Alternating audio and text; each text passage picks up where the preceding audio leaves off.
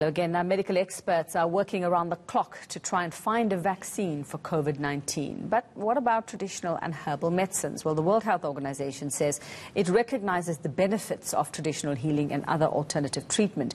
But is the South African government embracing alternative medicines from its own traditional healers?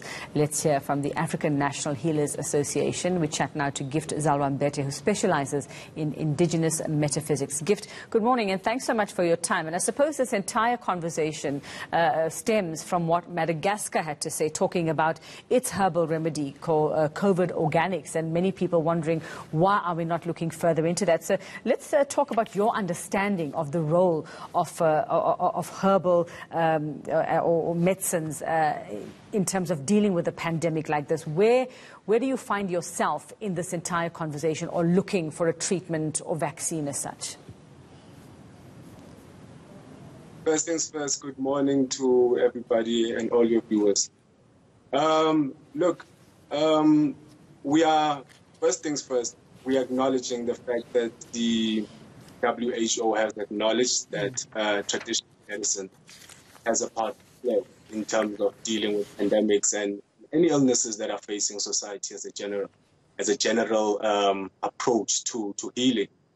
And again, we have always iterated this point as traditional healers to say, if we are not going to have a comprehensive or an integrated system where we are able to take from our knowledge system, because especially in the Madagascar case, where you are looking at a particular herb, which again, within the South African context, this is one herb that is a general herb that we would have in our backyards. And in most posts that I've seen doing the rounds on the media front, it's one of the medications that we have been mentioning as traditional healers, because looking at the symptoms of what COVID-19 has shown to us as a population, as the world around, and the particular symptoms that it shows.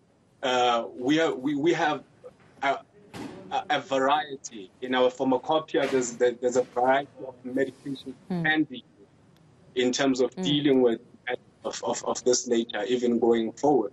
So we are very pleased that that this has been taken into cognizance, that such an avenue is available for our people, or how we can go about in curbing this particular pandemic at this point. So if I understand you correctly, you're saying that you have a host of things, herbs, that you use to treat other illnesses that people come to you for, and you are willing to offer your knowledge and also offer these up to say, let's have a look at this and let's see which one of these could contribute possibly to not necessarily a cure, but a treatment, or maybe contribute to some type of vaccine in the future. Of course, that goes without a say. That goes without a say, because like we are saying is that there's such a vast knowledge base in terms of our indigenous knowledge systems, in terms of how we have need help.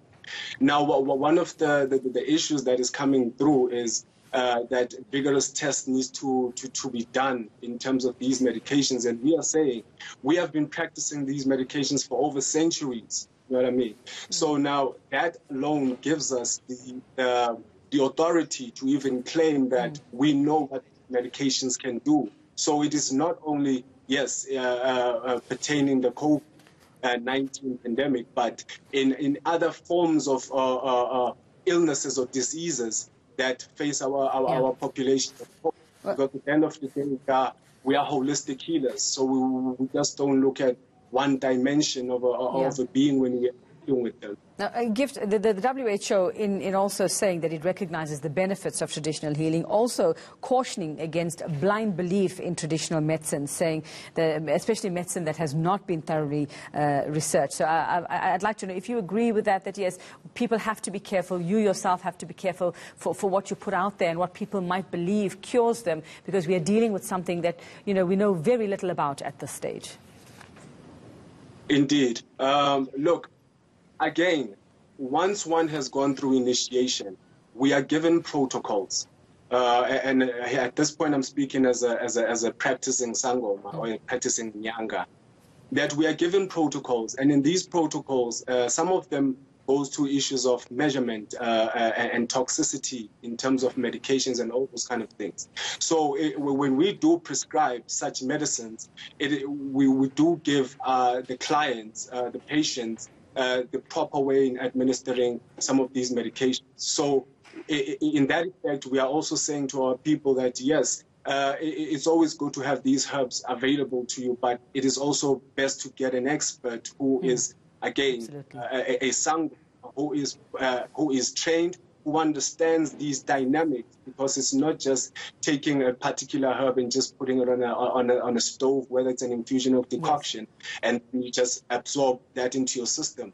There are other things that we look into, because dosage is one important thing. We don't want to be hurting the liver and all of those kind of things. So we understand the nitty-gritties of elements. So if we are going to be coming at that point to say some of these things need to be tested, then we are saying we have the history, we have been practicing some of these things. So what we are saying is that then let the people perhaps at this point go with the traditional, someone who is trained in this methodology of healing, to say, okay, what can I do, or how can you prescribe this particular medication to me, and not have people being irresponsible and taking things that they do not know. Okay, well, we absolutely need all the help we can get at this point. So I suppose we'll have to look at all avenues. Thank you so much there, Gift Majodina. Still to come here on